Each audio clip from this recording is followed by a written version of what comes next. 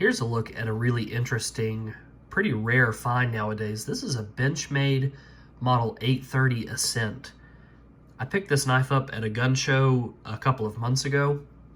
I saw it in a dealer's case, and at first, from a distance, I thought it was a Spyderco, obviously because of the round hole in the blade, and then once I got closer and saw the logo on the blade, I thought, oh, I'm not familiar with this model Benchmade at all. Well, that's because it was discontinued quite a while ago. This model, the Ascent or Eclipse, you'll see them under both names.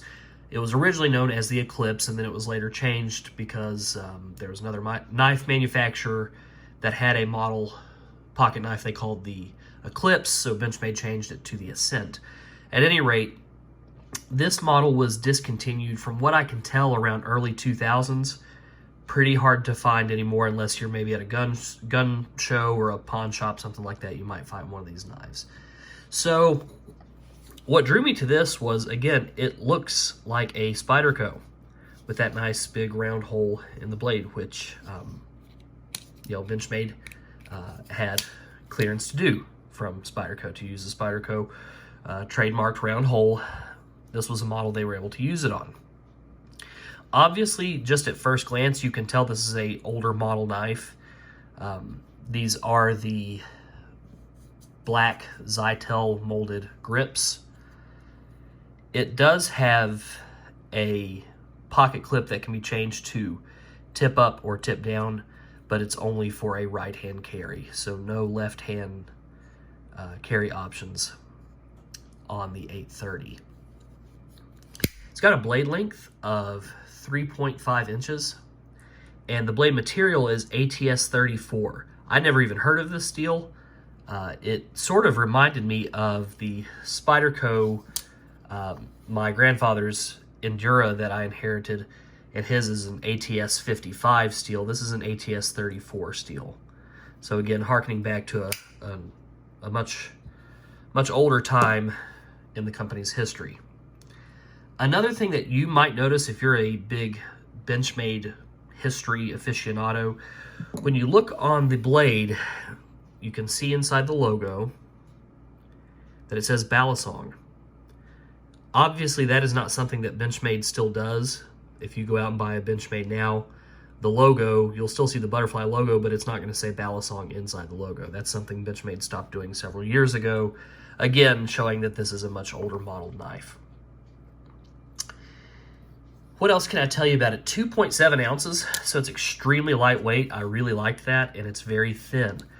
Again, this reminds me very much of the late 90s model Enduras from Spyderco. Very similar in profile, shape, and weight.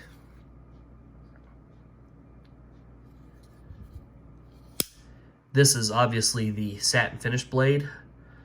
Apparently this was offered for a while with a coated blade, as well as a combination edge. This is just the plain edge in a satin finish, which I really like. I think it's a really nice looking knife. I really like that forward swedge on the blade.